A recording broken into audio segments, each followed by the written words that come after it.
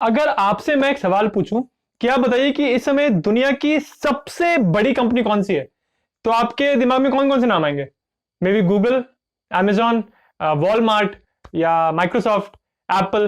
पर जब भी हम बड़ी कंपनीज की बात करते हैं तो कभी भी आपके मन में ईस्ट इंडिया कंपनी इसका नाम आता है क्या? हालांकि अब इसके बारे में हम अपनी हिस्ट्री बुक्स में पढ़ते हैं, बट मैं आपको बता दूं कि एक जमाने में ईस्ट इंडिया कंपनी इतनी बड़ी कंपनी थी कि पूरी दुनिया का सबसे ज्यादा पावरफुल कॉर्पोरेशन ये कंपनी थी। तो जिज्ञासा के इस वीडियो में हम बात करेंगे कि ईस्ट इंडिया कंपनी आखिर क्या चीज थी और आखिर कैसे ये कंपनी इतनी बड़ी बन गई कि इसने पूरे भारत देश पे राज किया। कहानी शुरू होती है साल 1600 के आखिरी दिन पे, यानी 31 दिसंबर पे। इस दिन कुछ 200 व्यापारी ब्रिटेन में जाके उन्होंने वहां की क्वीन महारानी से जाके बोला कि हमको ईस्ट इंडीज जो इंडिया का एरिया था वहां पे व्यापार करना है। इसके लिए आप हमको एक चार्टर बना के दो, एक मतलब एक ऑर्डर दो जिसमें लिखा है कि सिर्फ हम ही लोग, सिर्फ हमारा जो मर्चेंट का ग्रुप है, सिर्फ वही लोग वहां व्यापार कर सकते हैं और उसके बदले में हम बहुत सारा पैसा यहां ब्रिटेन में लाएंगे। तो इस तरह से उस समय की ब्रिटेन की महारानी क्वीन एलिजाबेथ द फर्स्ट ने इस चार्टर पे साइन कर दिया और इस तरह जन्म हुआ ब्रिटिश ईस्ट इंडिया कंपनी का। इस इंसिडेंट के 13 इयर्स बाद, यानी साल 1613 के समय, ये ब्रिटिश ईस्ट इंडिया कंपनी के कुछ इंपॉर्टेंट ऑफिसर्स जहांगीर के दरबार में आए। जहांगीर उस समय मुगल अंपायर का राजा था और दिल्ली पे राज कर रहा था। तो इन अंग्रेजों ने जाके जहांगीर के दरबार में हाजिरी लगाई और कहा कि हमको इंडिया के साथ व्यापार करना है। तो जहांगीर ने परमिशन दे दी और एक ट्रीटी कर ली और उस ट्रीटी के अंतर्गत सूरत में ब्रिटिश ईस्ट इंडिया कंपनी ने पहला ट्रेडिंग पोस्ट खड़ा किया। मतलब वहां से वो लोग ट्रेडिंग करना शुरू करेंगे स्पाइसेस का, यानी मसालों का। तो शुरू शुरू में तो ईस्ट इंडिया कंपनी को खूब फायदा हो रहा था, बट इंडिया में बहुत पैसा था और जहां बहुत पैसा होता है वहां होता है कंपटीशन। जिस तरह से ब्रिटिश लोगों को इंडिया की इतनी संपत्ति में इंटरेस्ट था, इंडिया के मसालों में इंटरेस्ट था, वैसे ही डच ईस्ट इंडिया कंपनी यानी नेदरलैंड्स की कंपनी थी, उनको भी इंडिया के मसाले चाहिए थे।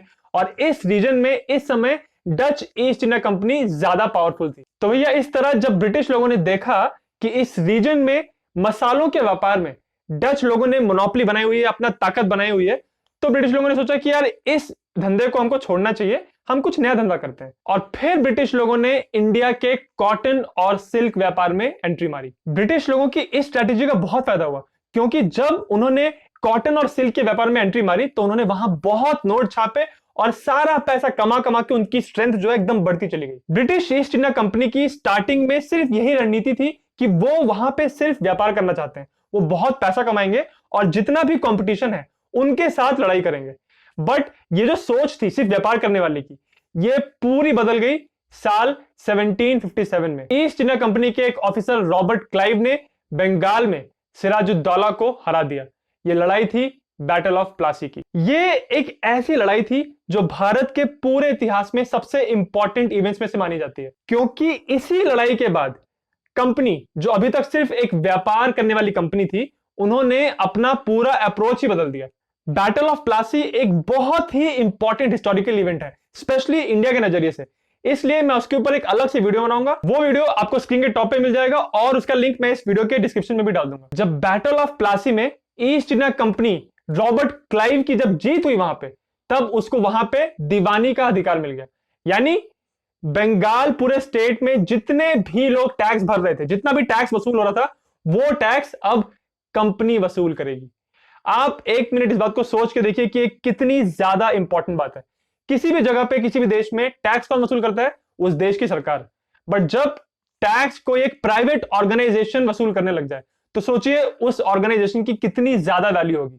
अब वो सिर्फ एक प्राइवेट एक कंपनी नहीं है, अब वो एक राजनैतिक एंटिटी बन चुकी है। उस एंटिटी से, उस कंपनी से लोग डरने लग गए थे। जब कंपनी को टैक्स वसूल करने का अधिकार मिल गया तब उन्होंने बंगाल को पूरी तरह से लूट लिया। वहां से जितना भी टैक्स इकट्ठा होता था उस टैक्स को लेके वो लोकल चीजों को खरीद के बेचते थे इंग्लैंड, और वहां खूब प्रॉफिट कमाते थे। यहां पे सस्ता खरीद के वहां महंगा बेच रहे हैं। तो इस पूरे प्रोसेस में कंपनी का बहुत फायदा हो रहा था और इस फायदे से कंपनी जो पैसा कमा रही थी उससे उसने अपनी मिलिट्री को बड़ा करना शुरू किया। आप सोचिए, एक कंपनी जो एक प्राइवेट ऑर्गेनाइजेशन है वो अपनी आर्मी खड़ी कर रही थी। तो इस तरह से कंपनी की ताकत, उसका पैसा, उसकी मिलिट्री माइट, ये सब चीजें बढ़ रही थी और धीरे धीरे धीरे उनकी कंडीशन इतनी अच्छी हो गई कि उन्होंने सारे कंपटीशन को लात मार के निकाल दिया। फ्रेंच और डच, ये जो दो बड़े कंपटीशन थे कंपनी के, उनको उन्होंने एकदम खत्म कर दिया। कंपनी अपने आसपास के राज्यों को जबरदस्ती अपने राज्य में शामिल कर रही थी, क्योंकि जिनसे वो जीतते थे उनको तो जबरदस्ती अपने साथ शामिल करते थे और वहां पे टैक्स वसूल करते थे और वहां के सारे व्यापार पे कब्जा करते थे। और जिनसे वो नहीं जीतते थे उन राज्यों के साथ वो संधि करके वहां से भी लगातार पैसा कमा रहे थे। ऐसे करते करते करते ब्रिटिश ईस्ट इंडिया कंपनी इतनी ज्यादा ताकतवर हो गई कि ऐसा कहा जाता है कि जब अपने पीक पे थी वो कंपनी, तब उसके पास 2,60,000 सोल्जर्स थे। मतलब एक प्राइवेट कंपनी के पास, आप सोच के देखिए, ये तो वही बात होगी कि आज गूगल या अमेज़न के पास अपने फौजी हो जाए। तो ये इतनी बड़ी फौज थी इनके पास कि ऐसा कहा जाता है कि उस समय जो ब्रिटेन की आर्मी थी, जो ब्रिटेन की नेशनल आर्मी थी, उसकी डबल साइज की आर्मी अब ईस्ट इंडिया कंपनी के पास थी। और इस कंपनी की फौज में ज्यादातर फौजी इंडियंस ही थे। ईस्ट इंडिया कंपनी ने लोगों पे अत्याचार करके, जबरदस्ती राज्यों को अपने साथ मिला के और पूरी तरह करप्शन करके बहुत पैसा कमाया। उसके बाद साल 1760 से लेके 1820 का जो टाइम था, इस टाइम में ब्रिटेन में आया इंडस्ट्रियल रेवोल्यूशन, यानी औद्योगिक क्रांति। इस क्रांति में कुछ ऐसा हुआ कि ब्रिटेन में जितना भी सामान बनता था उसमें मशीन का यूज ज्यादा होने लगा। मतलब पहले लोग हाथ से सामान बनाते थे, बट इस क्रांति के दौरान मशीन्स एकदम ज्यादा यूज होने लग गई। अब देखिए, जो काम इंसान अपने हाथ से कर रहे थे, जब वो काम मशीन करने लगती है तो ऑब्वियसली प्रोडक्शन बढ़ेगा, ज्यादा चीजें पैदा होंगी, ज्यादा सामान पैदा होगा, ज्यादा कंज्यूमर गुड्स पैदा होंगे, तो ज्यादा बिक्री होगी और ज्यादा प्रॉफिट होगा। इस इंडस्ट्रियल रेवोल्यूशन की वजह से ब्रिटेन में बहुत सारी जॉब्स पैदा हुई और वहां पे बिल्कुल खुशहाली, एकदम इकोनॉमिक बूम आने लगा। बट इस सब का ईस्ट इंडिया कंपनी से क्या कनेक्शन है? कनेक्शन कुछ ऐसा है कि इंडस्ट्रियल रिवॉल्यूशन के पहले ईस्ट इंडिया कंपनी क्या करती थी, जो इंडिया में जो नॉर्मल दर्जी लोग थे, टेलर्स थे, उनसे बहुत अच्छे अच्छे कॉटन सिल्क के सामान बना के उसको लेके जाते थे ब्रिटेन में और वहां बेचते थे। जब ब्रिटेन के जो अमीर लोग थे उन्होंने देखा, यार ये तो बहुत सुंदर सुंदर कपड़े हैं और इतने अच्छे अच्छे डिजाइन, उनको वही आदत थी, वो जो उनके ड्रेसेस होते हैं वैसे बड़े बड़े उनको पहनने की आदत थी। ब्रिटेन के लोगों ने इस टाइप के कपड़े देखे ही नहीं थे, तो जब उन्होंने ये इतने मस्त मस्त डिजाइन देखे तो उन्होंने खरीदना शुरू कर दिया। तो इसकी वजह से वहां पे एकदम फैशन ट्रेंड चल गया और अब इस सामान की, जो इंडिया में जो दर्जी बना रहे थे, उस सामान की डिमांड बढ़ने लगी। तो जब ब्रिटेन में ये इंडस्ट्रियल रेवोल्यूशन आया तो एक कंपनी इंडिया का सारा कॉटन इकट्ठा कर करके ब्रिटेन भेजने लगे और वहां पे सारी मशीन्स, मैन्युफैक्चरिंग इंडस्ट्रीज उसी कॉटन को इस्तेमाल करके इंडिया के जो डिजाइन थे, जो इंडिया के दर्जी इतना अच्छा हाथ से बनाते थे, उस चीज को कॉपी कर करके बहुत बड़े पैमाने पे उसको मैन्युफैक्चर करने लगे और फिर ब्रिटेन के नॉर्मल लोगों को बेचने लगे। अब क्योंकि मशीन जो सामान बना रही है तो बहुत सारा सामान बना सकते हैं वो, अब इतना सारा सामान बना सकते हैं तो प्राइसेस को कम कर सकते हैं। इस तरह से इंडियन कॉटन से बना सामान, इंडियन डिजाइन्स ब्रिटेन में एकदम पॉपुलर होने लग गई और मिडिल क्लास के लोग भी इसको खरीदने लग गए। ये जो फैशन का ट्रेंड आया ब्रिटेन में, उसकी वजह से ब्रिटेन को बहुत फायदा हुआ और इसमें नुकसान किसका हुआ? सारा नुकसान हुआ इंडिया का। कंपनी ये भी कर रही थी कि जो ब्रिटेन में क्लोथ्स बन रहे थे मैन्युफैक्चरिंग इंडस्ट्रीज में, वहां से ला के यहां पे इंडिया में सामान बेच रहे थे महंगा करके। तो इसमें सोचिए, इंडियंस का दोनों तरफ से नुकसान है। पहले वो अपना कॉटन एकदम गंदे सस्ते रेट पे वहां भेज रहे हैं और उसके बाद वहां से बना हुआ क्लॉथ यहां पे खरीद रहे हैं एकदम महंगे रेट्स पे। इन सब बातों को सुन के अब क्या बात गैस कर सकते हैं कि जब ब्रिटेन में इंडस्ट्रियल रेवोल्यूशन आया था तो कौन सी वो इंडस्ट्री थी जो सबसे ज्यादा प्रॉफिट कमा रही थी? टेक्सटाइल इंडस्ट्री, यानी कपड़ों का उद्योग। इंडस्ट्रियल रेवोल्यूशन के दौरान टेक्सटाइल इंडस्ट्री इतना अच्छा परफॉर्म कर रही थी कि उन्होंने खूब बिजनेस जनरेट किया, बहुत सारा रोजगार जनरेट किया और उसके ऊपर सबसे इंपॉर्टेंट बात, ब्रिटेन के लिए बहुत सारा पैसा जनरेट किया। और इस इंडस्ट्री में जो बूम आया था, इसकी बैकबोन थी इंडिया की इकोनॉमी। इसीलिए अक्सर ऐसा कहा जाता है कि ब्रिटेन में जो पहला इंडस्ट्रियल रेवोल्यूशन आया था साल 1760 के बाद, उसने भारत की अर्थव्यवस्था को पूरी तरह से ध्वस्त कर दिया। अच्छा, ये तो हो गई इंडिया के कॉटन और सिल्क की बात, जिसमें कंपनी को बहुत इंटरेस्ट था। बट एक और वस्तु थी जिसमें कंपनी को बहुत ज्यादा दिलचस्पी थी और यह वस्तु थी चाय। आज ब्रिटेन पूरी दुनिया में फेमस है कि वहां के लोग चाय बहुत पीते हैं। कपची जो बोलते हैं वो लोग ब्रिटिश एक्सेंट पे, वो एकदम पॉपुलर है। बट ये जो चाय की इनको लत लगी है, वो भी ब्रिटिश ईस्ट इंडिया कंपनी के वजह से ही हुआ। उस समय हुआ कुछ ऐसा कि ईस्ट इंडिया कंपनी इतनी ताकतवर हो गई थी कि वो बाकी के आसपास के देशों पर भी नजर रख रही थी और वहां उन्होंने देखा कि चाइना में बहुत चाय बनती है। जब कंपनी ने चीन की चाय ब्रिटेन भेजना शुरू किया तो उन्होंने देखा कि ब्रिटेन के लोगों को चाय बहुत पसंद आ रही है। तब उनको लगा यार कि इसके लिए कुछ जुगाड़ लगाना पड़ेगा। तो पहले चाइना की सरकार क्या करती थी कि अगर आपको उनसे चाय खरीदनी है तो उसके बदले में आपको उनको सिल्वर देना पड़ेगा। तो शुरू शुरू में तो उन्होंने चाइना की चाय के बदले में उनको सिल्वर दिया, और फिर कंपनी के ऑफिसर्स ने डिसाइड किया कि हम चीन को उनकी चाय के बदले में सिल्वर नहीं देंगे, हम उनको बेचेंगे अफीम यानी ओपियम। ये एक ऐसा ड्रग होता है जिसके सेवन से इंसान को नशा हो जाता है। तो कंपनी ने डिसाइड किया कि हम इंडिया के किसानों से जबरदस्ती ये अफीम उनके खेतों में उगवाएंगे और वो सारा अफीम इकट्ठा कर करके चाइना में भेजेंगे और उनको अफीम देंगे और उसके बदले में हम उनसे लेंगे चाय। इस पूरी सिचुएशन में कंपनी का बहुत फायदा हो रहा था, क्योंकि यहां इंडिया से जबरदस्ती वो लोग अफीम उगवा रहे थे और उस अफीम को वो चाइना में बेच रहे थे। उसके बदले में वो चाइना से चाय खरीद के ब्रिटेन में बेच रहे थे, जिससे खूब फायदा कमा रहे थे कंपनी वाले लोग। शुरू के 50 इयर्स में चाइना में ऐसा होता गया, बट फिर उनकी सरकार ने कहा नहीं, अब ये नहीं चलेगा। अब अगर आपको चाय चाहिए तो आप सिल्वर दो, ये अफीम के बदले में हम चाय नहीं देंगे। बट तब तक कंपनी बहुत ताकतवर हो चुकी थी। जब चाइना ने ऐसा कहा कि वो अपनी चाय अब अफीम के बदले में नहीं देंगे, तब कंपनी ने जाके सीधा चाइना पे अटैक कर दिया, और उसको कहते हैं द फर्स्ट ओपियम वॉर। उसमें कंपनी की जीत हुई और फिर कंपनी ने अपने हिसाब से जैसा उनको चलाना था वैसा उन्होंने अफीम बेच बेच के उनसे चाय लेना शुरू किया।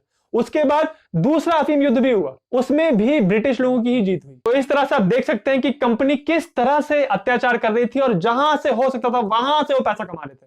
वो ये बिल्कुल सोच ही नहीं रहे थे कि नॉर्मल इंसान का इसमें क्या हो रहा है, क्या उनकी जिंदगी तबाह हो रही है। बट देखिए, ऐसा कहा जाता है कि जब पाप का घड़ा पूरा भर जाता है उसके बाद तो वो घड़ा चटकता ही है। जब ईस्ट इंडिया कंपनी का अत्याचार, उनकी ज्यादतियां इतनी ज्यादा बढ़ गई कि पानी सर के ऊपर से जाने लगा, तब हुई साल 1857 की क्रांति।